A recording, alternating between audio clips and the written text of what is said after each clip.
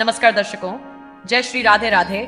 स्वागत है आपका राधा लाडली जी के ज्ञान YT यूट्यूब चैनल में। मुफ्त का धन क्यों नहीं फलता है, जो कमाता है वह सदा सुख से रहता है, और जो हाथ रख बैठा रहता है वह विपत्ति आने पर अपना बचाव नहीं कर पाता है और मारा जाता है। बुद्धिमान पुरुष हमेशा आने वाली घटनाओं के बारे में पहले से ही विचार करके सावधान हो जाते हैं।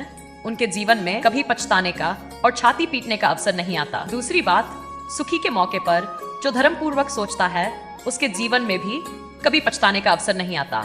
अक्सर लोग सुखी के अवसर पर अपना आपा खो बैठता है। कहते हैं जो पुरुष क्रोध और हर्ष के उठे हुए बैग को धर्म पूर्वक रोक लेता है, विपत्ति आने पर जो घबराते नहीं वही व्यक्ति रहता है। दोस्तों, एक राजा ने सोचा कि यदि वह विद्वानों के माध्यम से भविष्य में घटने वाली घटनाओं के बारे में पहले से जान लेगा तो उनसे बचने का उपाय पहले से करके रख लेगा। इससे बड़ा लाभ होगा, ना तो उसका और उसके प्रजा का धन बर्बाद होगा और ना कोई जनहानि होगी। यही सोचकर राजा ने अपने पूरे राज्य में ये घोषणा करवा दी कि जो विद्वान भविष्य में आने वाली घटनाओं से मुझे पहले आगाह करेगा और उसकी बात यदि सच निकली तो उसे मैं बहुत सारा धन दूंगा। राजा की घोषणा सुनकर अब तो एक से एक विद्वान पंडित, ज्योतिषी, दूरदृष्टि दरबार में आकर भविष्य में आने वाली अपवादों से अवगत कराने लगे। राजा उनकी भविष्यवाणी सुनकर उन अपवादों से बचने का प्रबंध पहले ही करके रख लेता। जिस किसी की बात सच निकलती थी, राजा उसे बहुत सारा इनाम दिया करता था।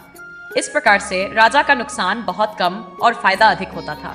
इसलिए तो कहते हैं, दूरदृष्टि, दूर तक की सोच कर चलने वाला व्यक्ति कभी विपत्ति नहीं देखते। मित्रों, इस नगर में एक बहुत ही गरीब आदमी रहता था।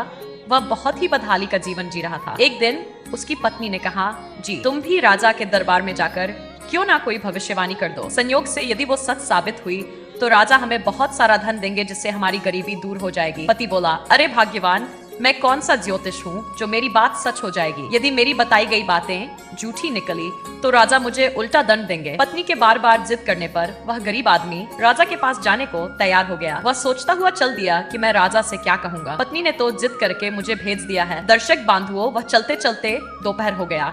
थक हार कर वह एक पेड़ के नीचे बैठकर विश्राम करने लगा। चिंता से वह बहुत उदास था। संयोग से इस पेड़ की जड़ में एक इच्छाधारी नाग रहता था। नाग ने जब उसे गरीब आदमी को अत्यंत दुखी देखा तो वह अपने बील से निकल आया। सांप को देखकर गरीब आदमी घबरा गया। वह वहां से उठकर भागने को हुआ तो वह सर्प मनुष्यों की तरह बोलता हुआ बोला, अरे भाई, मुझसे डरो मत, मैं आपको कोई हानि नहीं पहुंचाऊंगा। मैं तो आपकी मदद करने आया हूँ। बताओ तुम कहाँ जा रहे हो और किस बात को लेकर दुखी हो। तब वो आदमी बोला, है नागराज, मैं बड़ा ही गरीब हूँ। यहाँ का राजा सच्ची भविष्यवाणी करने वाले को बहुत इनाम देता है। मेरी पत्नी ने मुझे हौट करके राजा के पास भेजा है कि तुम भी कोई बात भविष्य की बता आना। मैं उससे कहा भी था कि मैं अनपढ़ व्यक्ति भला क्या बता सकता हूँ। तो कह रही थी कि भगवान आपकी मदद जरूर करेंगे। भगवान भला मेरी मदद करने क्यों आए? मैं इस बात को लेकर बड़ा दुखी हूँ कि राजा को मैं किस बात से आगाह करूंगा। तब वह इच्छाधारी नाग कहता है मनुष्य, तुम चिंता ना करो और तुम निडर होकर राजा के पास जाओ और राजा के सामने ये भविष्यवाणी करना कि कुछ समय बाद आपके राज्य में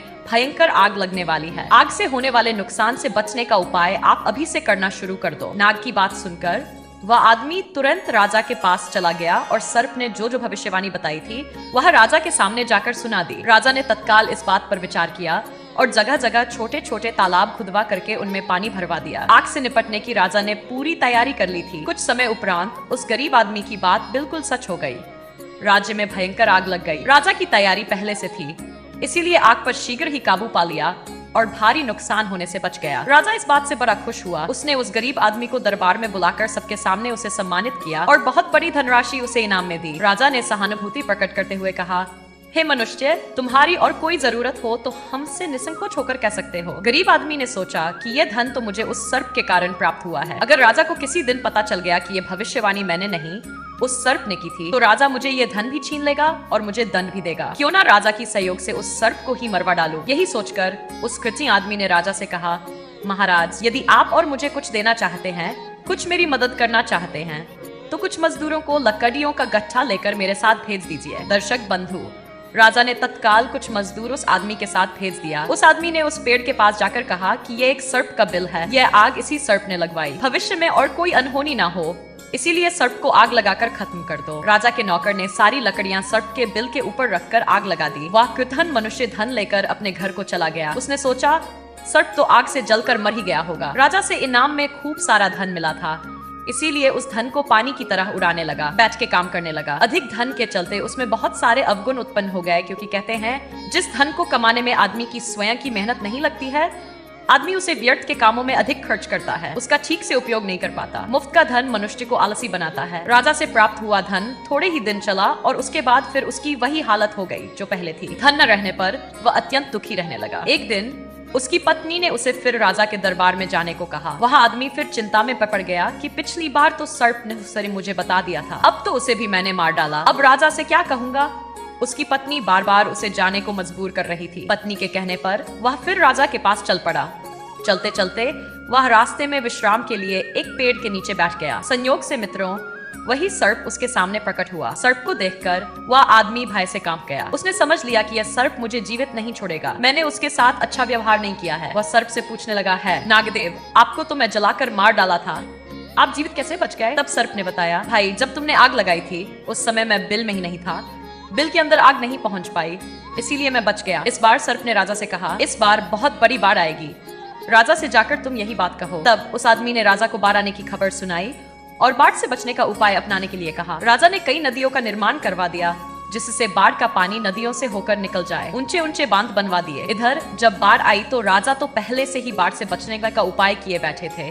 उसके राज्य में किसी तरह का कोई नुकसान नहीं हो पाया। राजा को अब उस आदमी पर और भी अधिक विश्वास हो गया था। राजा ने पुनः उसे भरे दरबार में सम्मानित किया और खूब सारा धन भेंट किया। राजा ने पूछा, भाई हम आपकी और क्या सेवा कर सकते हैं, निसंकोच होकर बताओ। उस आदमी ने सोचा कि राजा ने यह सम्मान तो मेरा कर दिया, जब इसे पता चलेगा कि भविष्यवाणी मेरी नहीं थी, वह सर्प की थी, तो मुझे बहुत दंड देगा। यदि उस सर्प को नहीं मारा गया तो मेरा यह भेद कभी ना कभी तो खुल ही जाएगा। उसने राजा से आग्रह किया, महाराज आप अपने कुछ नौकरों को खौलता हुआ तेल लेकर मेरे साथ भेज दें। राजा ने तुरंत मजदूरों को आदेश दे दिया। एक कढ़ाई में तेल गर्म किया गया और वह खोलता हुआ गर्म तेल उसने सर्प के बिल में डलवा दिया। उसने सोचा कि गर्म तेल के कारण सर्प तो मर ही जाएगा। वह राजा से प्राप्त धन लेकर अपने घर चला गया। कुछ ही दिनों में उसने उस धन को भी उड़ा दिया। तीसरी बार जब उसकी फिर वही हालत हो गई तो उसकी पत्नी ने उसे फिर राजा के पास जाने को बोला। इस बार उसे फिर चिंता हुई कि वह राजा से क्या कहेगा। पहले की तरह वह फिर एक वृक्ष के नीचे बैठकर विश्राम कर रहा था। अचानक वही सर्प फिर प्रकट हो गया। इस सर्प को अपने सामने पाकर वह आदमी समझ गया कि मैं 2 बार इसके साथ विश्वासघात किया है, अब ये मुझे नहीं छोड़ेगा। वह उठकर भागने को हुआ। इस समय सर्प ने उससे कहा, भाई मुझसे डर कर मत भागो, मैं तुम्हें नहीं डसूंगा, मैं तुम्हारी मदद करने के लिए आया हूँ। वह आदमी ठहरकर सर्प की बात ध्यान से सुनने लगा। सर्प ने सोचा कि ऐसा कृतज्ञ इंसान पृथ्वी पर बोझ होता है। ऐसे व्यक्ति का जीवित रहना समाज के लिए विपत्ति में झोंकना है। जो इंसान अपना हित करने वाले के साथ विश्वासघात करता है वह कदापि क्षमा के योग्य नहीं होता। कहते हैं कृतज्ञ इंसान पर और दुष्ट पर रहम करने वाला किसी दिन उन्हीं के द्वारा मारा जाता है। सर्प ने उस इंसान को सबक सिखाने का मन बना लिया। उसने सोचा मैं उसे राजा से ही दंडित कराऊंगा। ऐसा निश्चय करके सर्प ने कहा, देखो भाई इस बार तुम राजा के सम्मुख ये भविष्यवाणी करना कि हे महाराज इस बार राज्य पर बहुत बड़ा संकट आने वाला है। दूसरे देश का राजा अपनी भारी सेना के साथ आपके राज्य पर चढ़ाई करेगा और आपके राज्य को छीन लेगा। ये भविष्यवाणी सुनकर राजा तुरंत सतर्क हो गया। उसने हथियारों की खरीदारी शुरू कर दी, लाखों सैनिकों को भर्ती सेना में कर डाला और पूरी फौज को चारों तरफ लगाकर सतर्क रहने का आदेश दे दिया। इस वर्ष किसी तरह का कहीं से कोई आक्रमण नहीं हुआ। उस आदमी ने 1 वर्ष का समय दिया था। 1 वर्ष में अरबों का खर्च हो गया। राजा ने सुना और हथियारों पर कर दिया। ये देखकर राजा को उस आदमी पर बड़ा गुस्सा आया। राजा ने उसे तुरंत दरबार में बुलाया और उससे पूछा, इस बार तुम्हारी भविष्यवाणी झूठी क्यों हो गई? सच सच बताना। उस आदमी ने डर कर सारी बात बता दी कि वह भविष्यवाणी मैं नहीं बल्कि एक सर्प ने मुझे बताई थी। इस बार उसने मुझसे झूठी बात कही है क्योंकि उसने पहले जो 2 भविष्यवाणी की थी वह दोनों सच हुई। भेद ना खुल जाए इसलिए मैंने उसे 2 बार मरवाने का प्रयास किया, लेकिन वह दोनों बार बच गया। तीसरी बार उसने जानबूझकर मुझे झूठी बात बता दी। दर्शक बांधुओं, उस आदमी की बात सुनकर राजा को बड़ा गुस्सा आया। राजा समझ गया कि यह व्यक्ति बहुत बड़ा दुष्ट है और दुष्टों पर दया दिखाना सबसे बड़ी मूर्खता है। जिसने इसका भला किया इसने तो उसे ही मारना चाहा। ऐसे धोखेबाज मनुष्य को जीवित रहने का कोई अधिकार नहीं। राजा ने उसे तुरंत फांसी पर चढ़ाने का आदेश दे दिया। दर्शक बांधुओं कहते हैं जिन लोगों ने दुष्टों पर रहम किया है उनका पतन निश्चित हुआ है। दोस्तों ये कहानी आपको कैसी लगी कमेंट सेक्शन में अपनी राय जरूर देना। मिलते हैं आपसे